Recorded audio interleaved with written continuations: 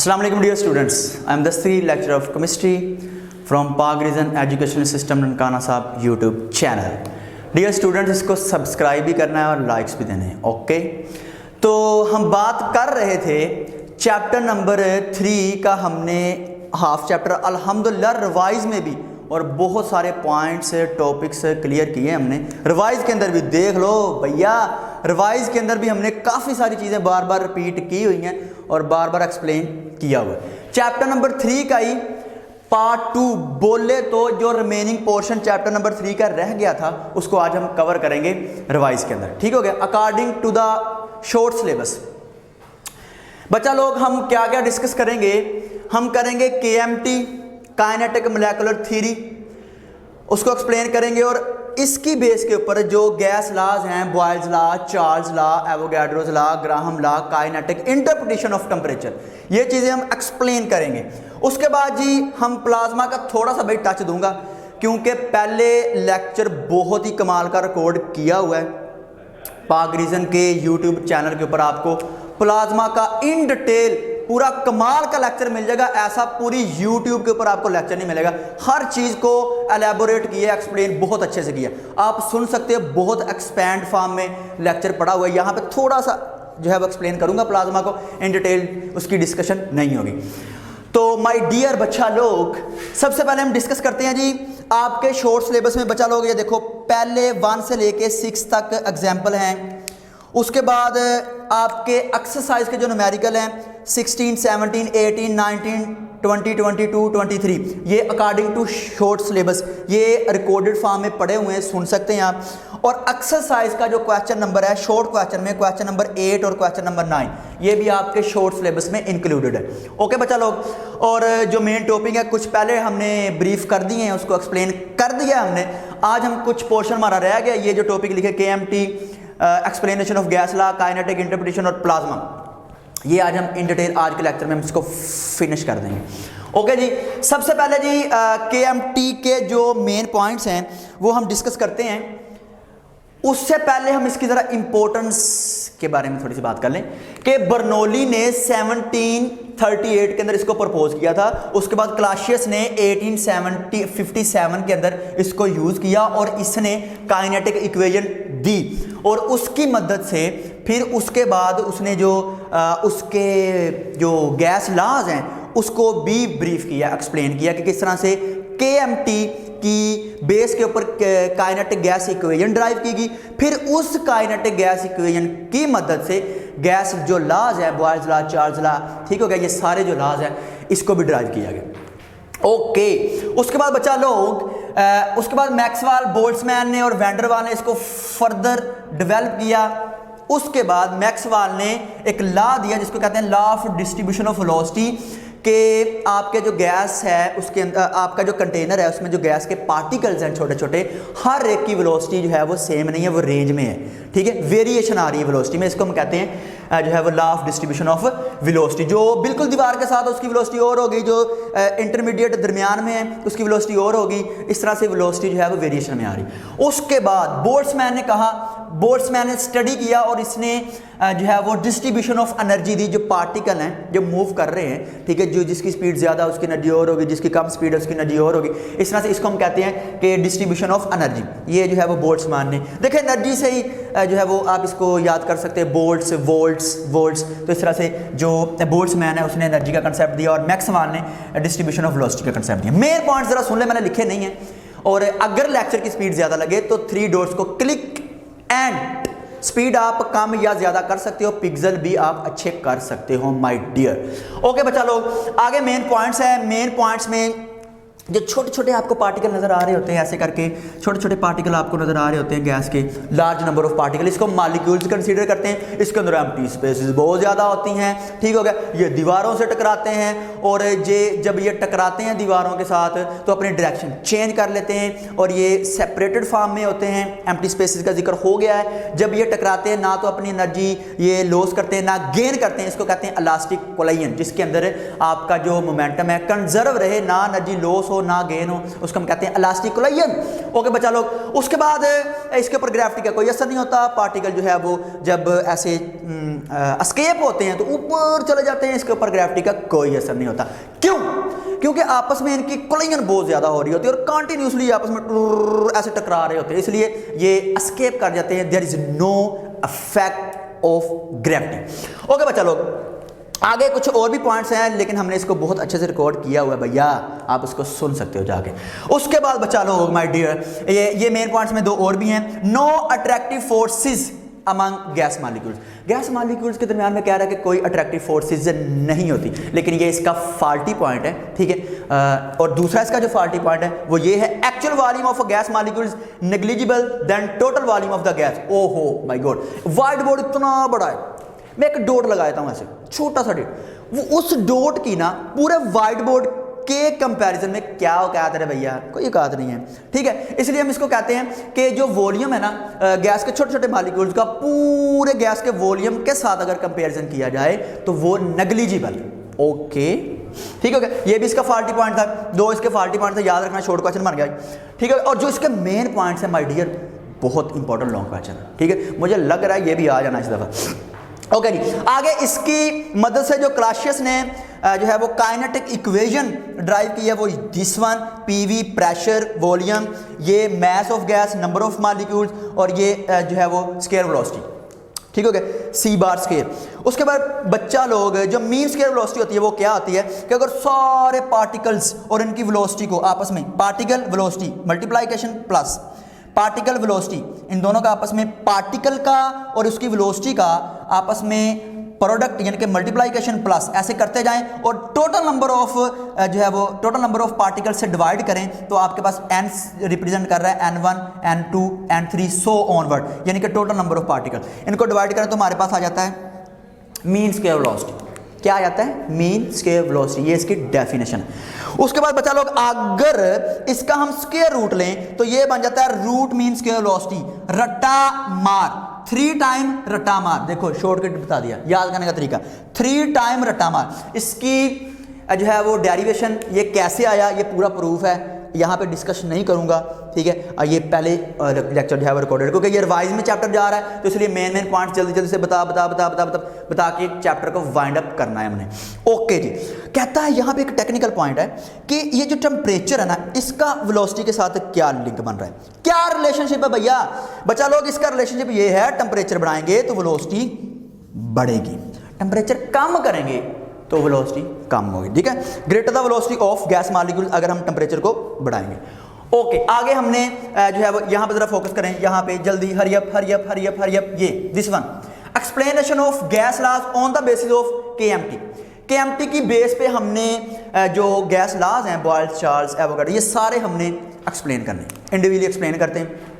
Number 1 Boyle's law, number 1 जी Boyle's law देखो, kinetic gas equation जो क्लासियस ने दी थी वो ये थी, PV 1/3 mn c बार स्क्वायर। ओके, आपको पता है कि जो काइनेटिक एनर्जी होती है वो डायरेक्टली प्रोपोर्शनल होती है टेम्परेचर के, होती है ना। अगर प्रोपोर्शनैलिटी का साइन खत्म करूं तो इक्वालिटी का साइन आएगा और साथ आएगा कांस्टेंट। ओके, साथ क्या आएगा? कांस्टेंट। यहां पे इस बात की समझ लगी आपको, दिस वन।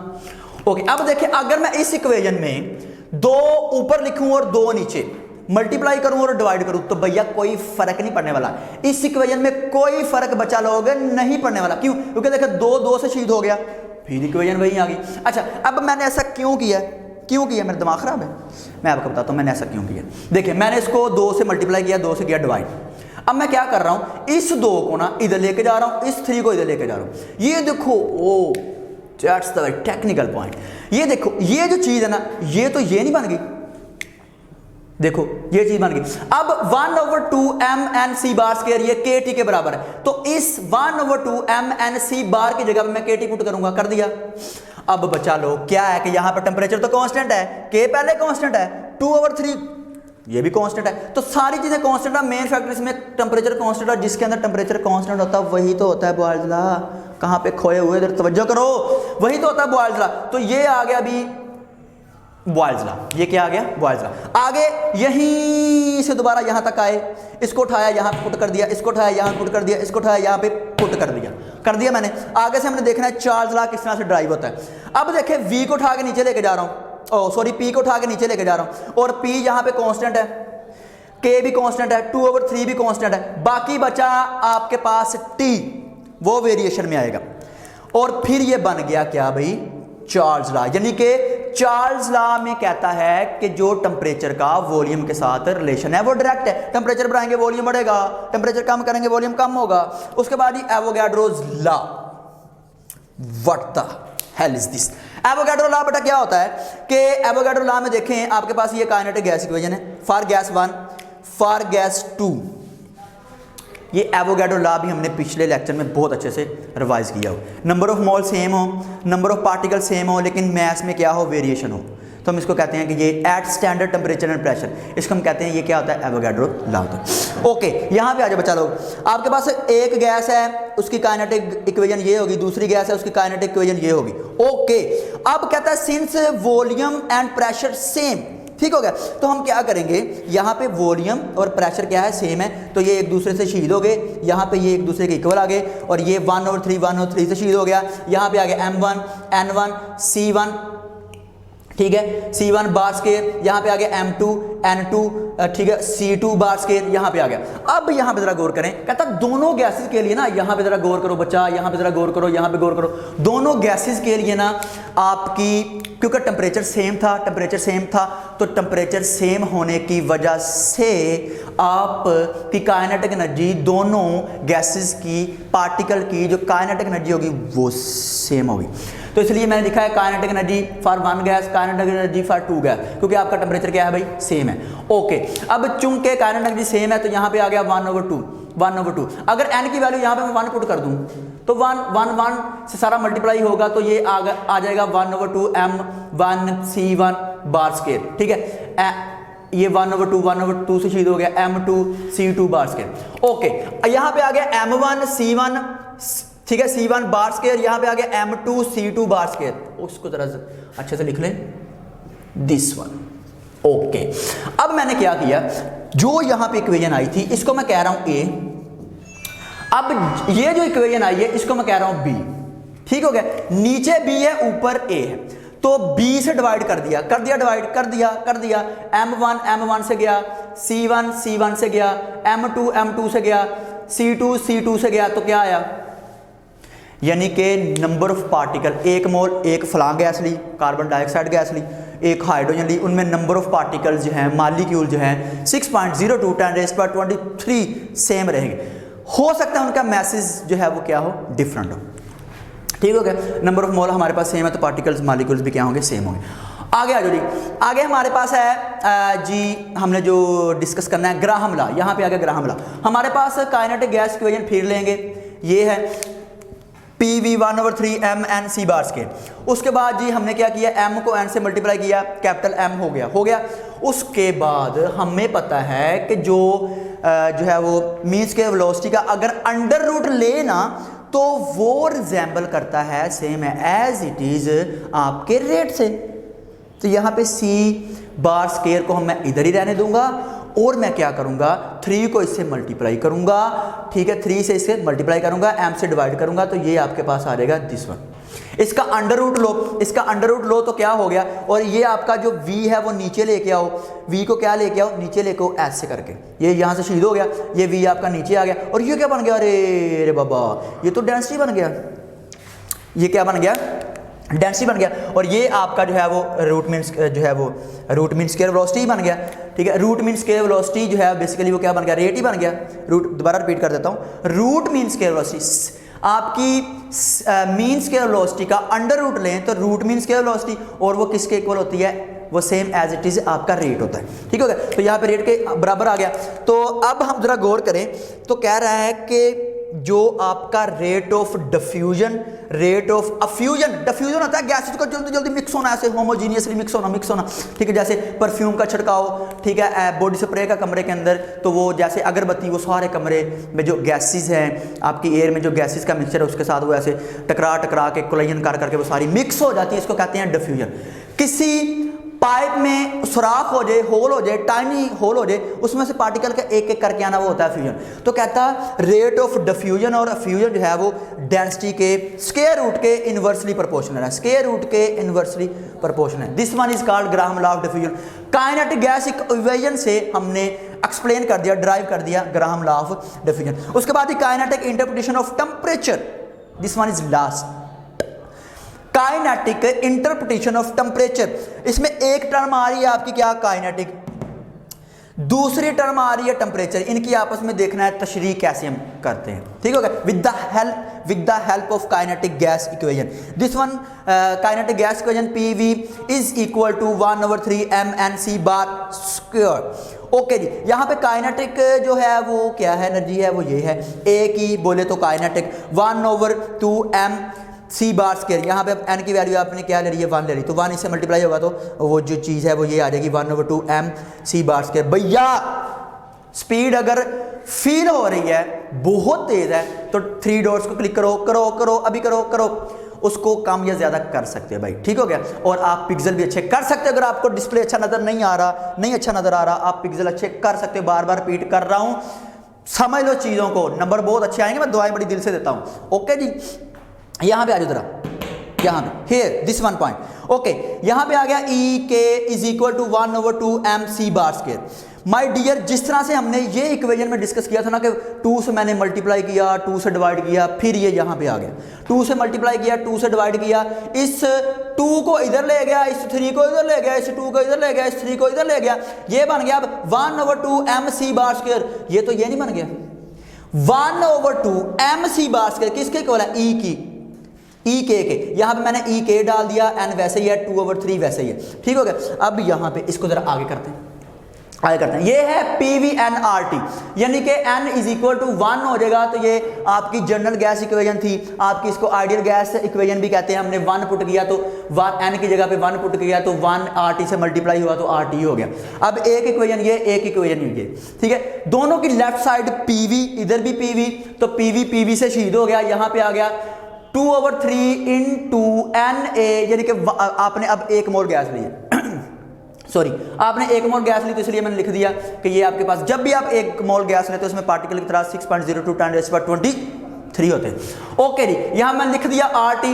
अब जरा आपने यहां पे गौर करना है, आपने गौर क्या करना है कि हमने ना काइनेटिक एनर्जी की इक्वेशन क्यों ली और ये वाली इक्वेशन क्यों ली, क्योंकि इसमें आता है टेम्परेचर और उसमें आती है काइनेटिक एनर्जी। फंडा समझ गए ना, समझ गए, बोलो बोलो, समझ गए फंडा। यहां पे आ गया T, वहां पे आ गई काइनेटिक इक्वेशन, तो इसलिए वो दोनों इक्वेशन को साथ लेके हमने इंटरप्रिटेशन कर देनी है।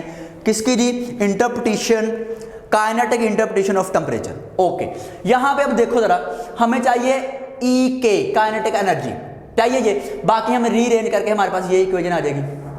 ओके, अब जरा देखो यहां पे कहता कि काइनेटिक एनर्जी का एब्सोल्यूट टेम्परेचर के साथ डायरेक्ट रिलेशन है।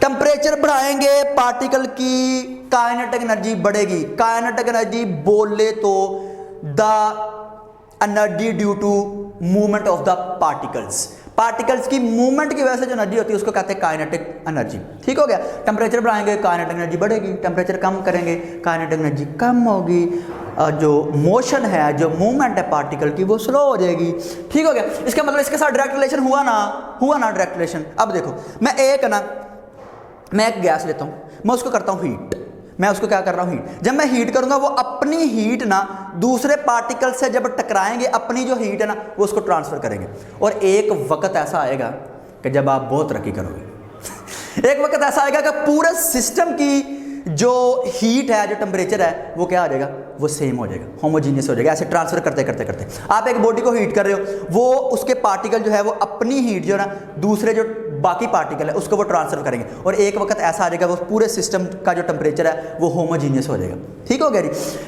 ये अब कहता कि देखो, अगर ना काइनेटिक एनर्जी, अगर टेम्परेचर मैं कम करूं, टेम्परेचर बढ़ाऊं तो काइनेटिक एनर्जी बढ़ेगी ना, काइनेटिक एनर्जी बढ़ेगी। अगर टेम्परेचर कम करूं तो बोलो, बताओ जल्दी, सुनाई नहीं दे रहा, हेलो, टेम्परेचर मैं बढ़ाऊंगा ना तो काइनेटिक एनर्जी बढ़ेगी यार, टेम्परेचर कम करूंगा तो काइनेटिक एनर्जी कम होगी। इसका मतलब मैं टेम्परेचर कम करते करते करते करते करते काइनेटिक एनर्जी जीरो कर दूं, ऐसा पॉसिबल ही नहीं है। हम इतना जो है वो लोएस्ट टेम्परेचर अचीव ही नहीं कर सकते, अनअटेनेबल है, जिसको हम कहते हैं -273.16, इसको हम कहते हैं एब्सोल्यूट जीरो, -273.16 सेल्सियस, इसको हम कहते हैं absolute zero, that is equal to 0 kelvin.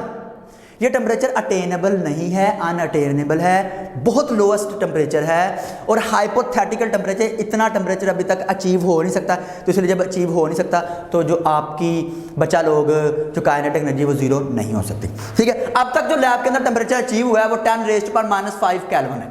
ठीक हो गया, यहाँ तक क्लियर हो गया। अब जो गैसेज और लिक्विड के अंदर है ना, वो एवरेज ट्रांसलेशनल काइनेटिक एनर्जी होती है और सॉलिड के अंदर ओनली आपके पास जो है वो वाइब्रेशनल काइनेटिक एनर्जी होती है। उसके बाद ये आ गया plasma, ending point, ending point, ending point, ending point.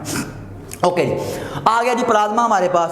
तो कह रहा है कि जो प्लाज्मा है ये क्या है। देखो यहाँ पे जरा इसको प्रैक्टिकली समझो।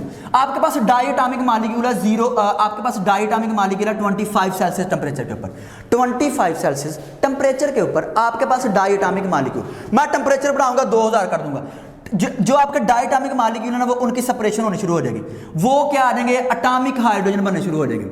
ठीक है, एटम जो है वो सेपरेट हो रहे हैं, इंडिविजुअली हो रहे हैं, इंडिविजुअली हो गए। मैं और ज्यादा टेम्परेचर करूंगा, मैं और ज्यादा टेम्परेचर जब करूंगा ना तो होगा क्या, यहां पे जरा समझना, ये आपके पास है न्यूक्लियस, ये आपके पास है इलेक्ट्रॉन। अब कुछ में से मैक्सिमम या मिनिमम जैसे भी है, आप क्या करोगे, जब आप इसको टेम्परेचर ज्यादा दोगे तो यहां से जो इलेक्ट्रॉन है ना, इलेक्ट्रॉन बाहर आना शुरू हो जाएंगे, इलेक्ट्रॉन क्या आना शुरू हो जाएंगे, बाहर आना शुरू हो जाएंगे। जिसमें से बाहर आ जाए उसके ऊपर देखो ये पॉजिटिव चार्ज पैदा हो गया और इलेक्ट्रॉन बाहर फ्री मूव कर रहे हैं। और अगर कुछ में से ना आया तो वह न्यूट्रल। इसका मतलब क्या हुआ कि पॉजिटिव इलेक्ट्रॉन और neutral, positive electron neutral, positive electron neutral, positive electron neutral. तो अब डेफिनेशन पे आ जाओ जरा, क्या होता है प्लाज्मा। प्लाज्मा क्या होता है, mixture neutral particles, positive ions, जिस तरह से ये पॉजिटिव आयंस, ठीक होगा, और नेगेटिव इलेक्ट्रॉन, नेगेटिव इलेक्ट्रॉन, इसके मिक्सचर को हम कहते हैं प्लाज्मा।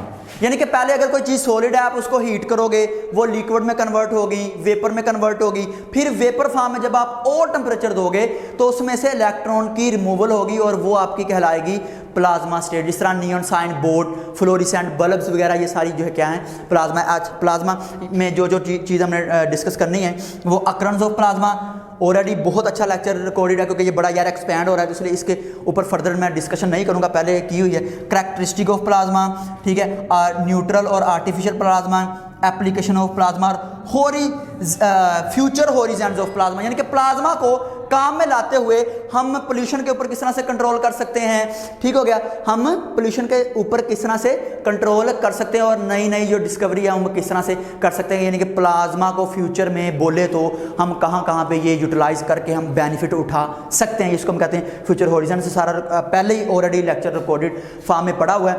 ठीक हो गया बच्चा लोग, ये प्लाज्मा के बारे में थोड़ी बहुत डिस्कशन की है। अगर और आप लेक्चर इसके बारे में सुनना चाहते हो तो एक पूरा लेंथी लेक्चर है, इसके ऊपर इन डिटेल हर चीज़ जो है वो डिस्कस की हुई आप सुन सकते हैं।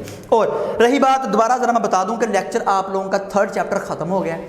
2 पार्ट में जो है वो इसको मैंने कवर किया है। सोचा था कि एक ही पार्ट में कवर कर दूंगा, chapter number 3 first year chemistry. ठीक है, 2 पार्ट में चैप्टर नंबर 3 कवर हो गया, revise according to your selected topics, short syllabus.